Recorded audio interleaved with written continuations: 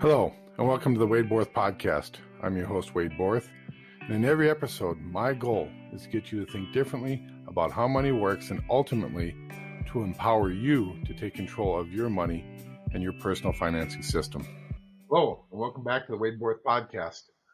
Today, we're going to continue our series with Nicole Tate, and we're going to be talking about a couple more chapters in the book by R. Nelson Nash, which is called Becoming Your Own Banker, the Infinite Banking Strategy. And today we'll be touching on the idea of creating a bank like the one you already know and creating your own banking system. Welcome, Nicole. Thanks for joining me. Thank you. It's always nice to be here. I love these conversations. Yeah, this is rather interesting chapters that we'll be touching on. We actually might even break these up into two segments because I have a tendency to have long conversations around these two chapters. We're going to try and keep it short enough to keep people interested and excited about it, but it's really just the conversations about how does a traditional banking system work, what are the failures, and then the second one is how can we create our own financing system. And I know there's a lot of negative thought processes around the word banking. And banking isn't a bad process because all banking is just exchange of money. So it's just, but the modern day banking system, through all the bailouts and all the corruption and fraud that the bank systems have created, and really some of the techniques that they've used has created a bad word in banking. And in one of the chapters we'll talk about it, Nelson called banking. It's funny. I find this really interesting. Yeah, he called banking, the process of banking, the greatest business in the world. And everybody thinks he rails against the banks, and he doesn't. He just rails against the modern day iteration of what a bank is. Yeah, I also find that very interesting because I never thought about the business of banking. And yet you can go back to ancient times, and he actually does take you back to when banking started. And there's a phrase about the oldest profession in the world, and yet banking is right there up there. Yeah, I think banking might be number 2. Is that what they say? Something like that. I don't know which one's more virtuous. I guess maybe that's That's a good question. Okay, let's get off that subject real quick. But there's a lot of truth to that. So I'm just looking at, this is page 19 of Nelson Nash's book. And just to remind people why we're going through this process and why I've asked you, Nicole, to be here is because you're fairly new into this journey, fairly new, couple, 3, 4 years. And I love your perspective when it comes to the thoughts around what's in Nelson's book versus my perspective, which is just different. And so it's nice to have somebody that's fairly new versus somebody that's been teaching it for a lot of years, because, and this was an interesting conversation I was having with David Stern of the Nelson Nash. I made the point that when I was first getting into this, Nelson would always look at me and says, Wade, this is easy. And he used that phrase all the time. He says, this is easy. But in my mind, I was making it so difficult. But he'd go, this is easy. I said, well, driving a car is easy today. But I remember the first time I ever tried to drive a car, it was hard. Yeah. Because you had so many things jumbled in your head of what you thought you should do and different things you saw and what different people were telling you. You're trying to take all that information and jam it into one millisecond of putting a car into gear. And that's a lot like we're doing with banking, right? This is easy. This stuff is simple. It's simple until we want to make it complicated. I think I heard a client say one time. Yeah. And we tend to have a tendency to want to make this complicated, and it doesn't have to be complicated. But it starts with the understanding of what banking, the process of banking is versus the actual modern day banking system. So it's really process over product.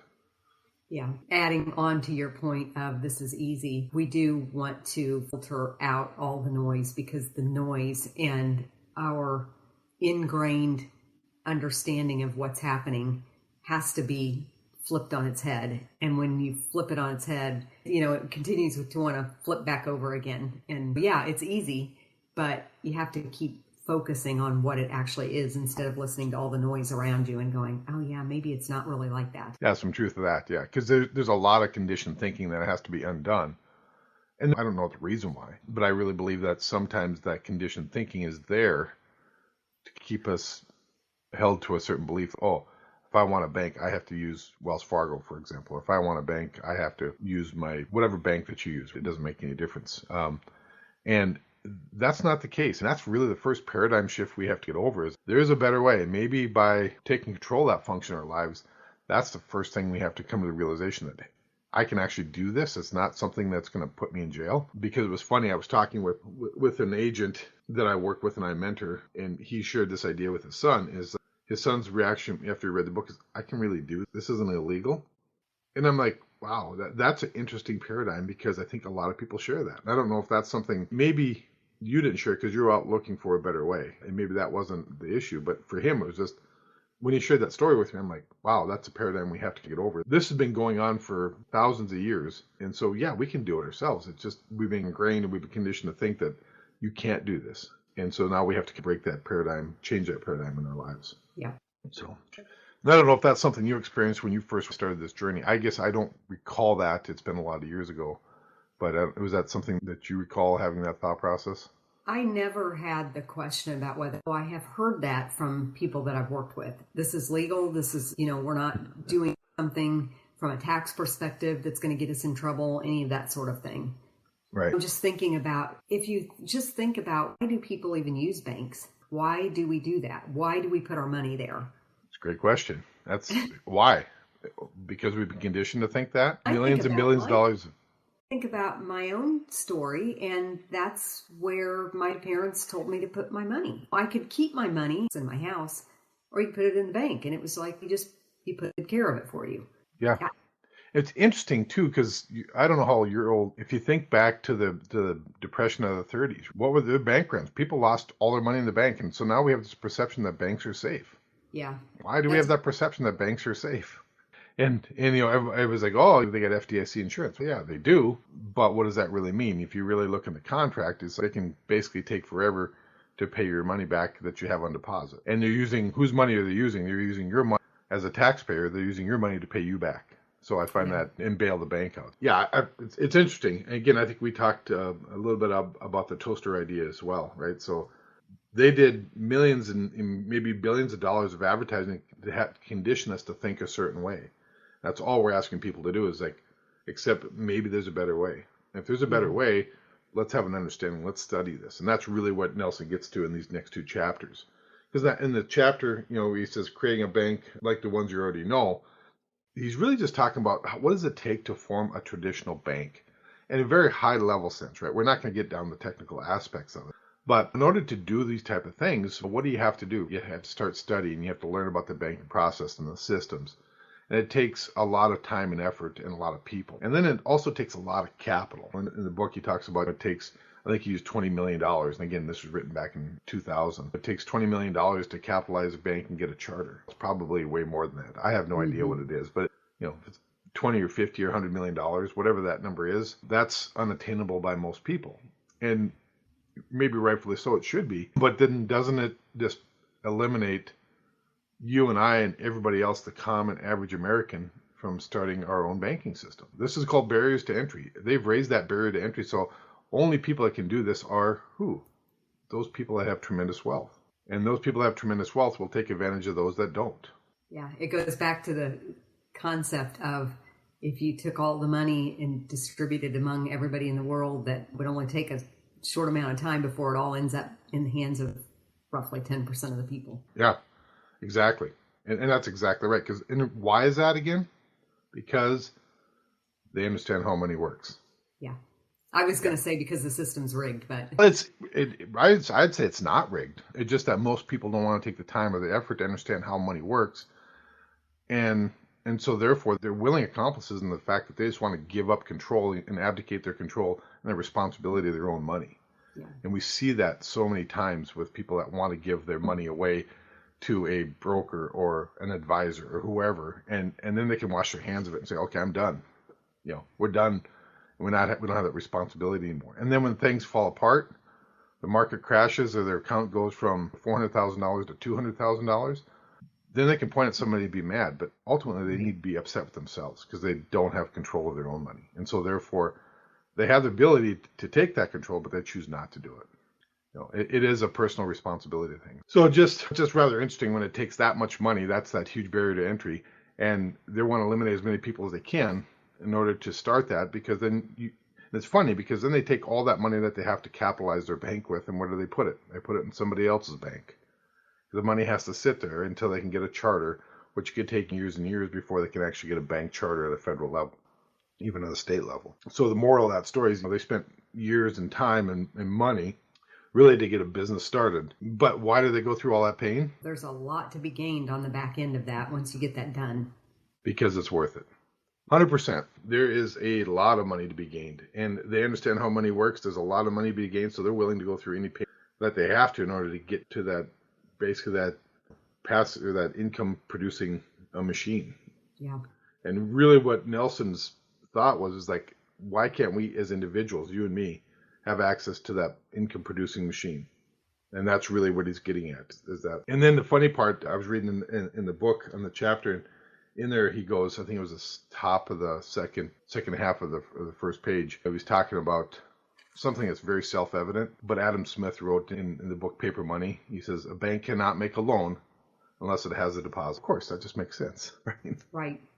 Now, in today's world, I'm not 100% sure that's all true, right?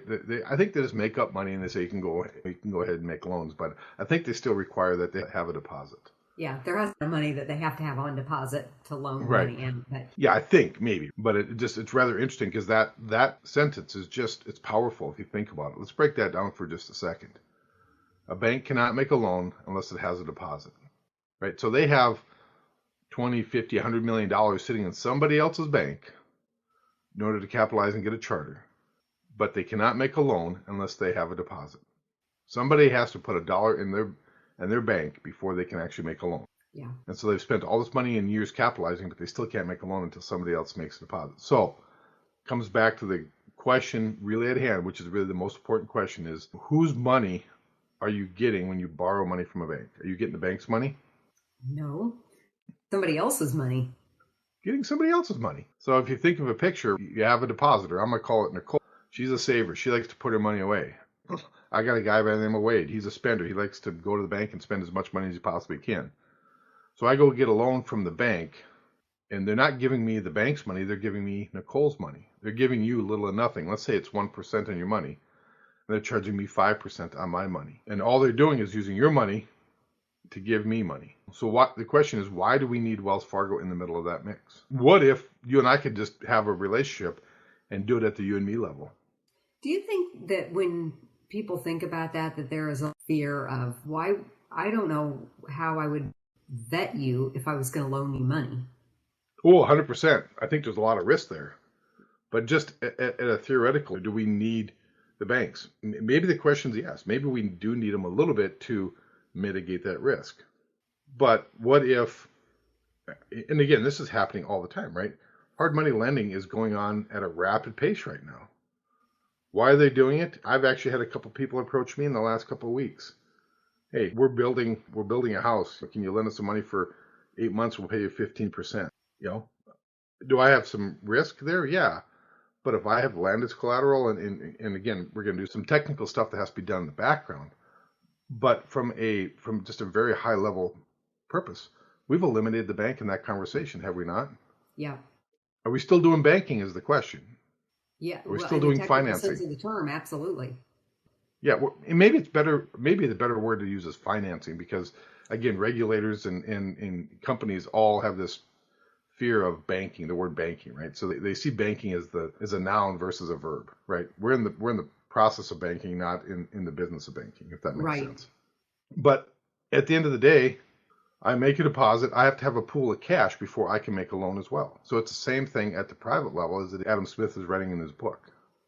A bank cannot make a loan unless it has a deposit. If I want to really understand that, then I have to understand that I need to start making a pool of money, creating a pool of money, and then putting that money to work by going out and making loans. But I can't do that until I first make a deposit. I think a lot of people miss that. And again, this is just the basic understanding of how banks make money. But I just thought it was really interesting when he said that. And he says, and again, the statement that banks don't lend their own money, they lend your money to me. And so why can't we eliminate the middleman in that process? If we have access to that one giant pool of money that's out there, then we have to create our own. We have to create our own portal to that pool of money. Yeah, so, it is pretty interesting to go through this and think of what it would take to start up a bank. And if you pretty quickly come to the conclusion, it's too much. It's not going to happen. Not going to be able to do it. Yep. And again, then people just walk away. Yeah. And then the very next, he talks about, it doesn't have to be like that. All of those things are already in place. You, as a consumer, get the really of tapping into a system that's already there. It's already functioning. It's already funded. Create your own system around that. Yeah, it's exactly right. But it's not the Ron Popeil of businesses either. You can't just set it and forget it.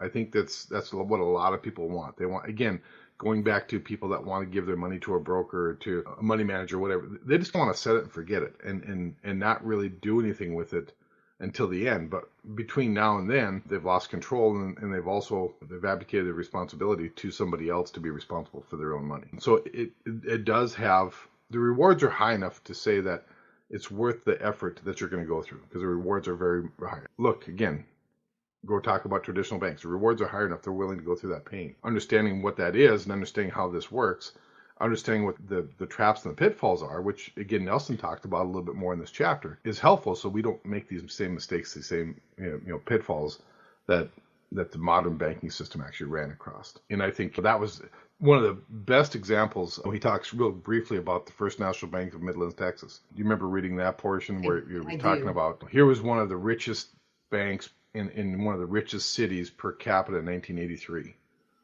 and they go bankrupt. Why do they go bankrupt? Value on the money. They found no value on the money. And so what happened was, and it took me a while to reread this a couple of times, is that they had $1.5 billion in loans.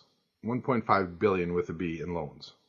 They had 12 million with an M in capital.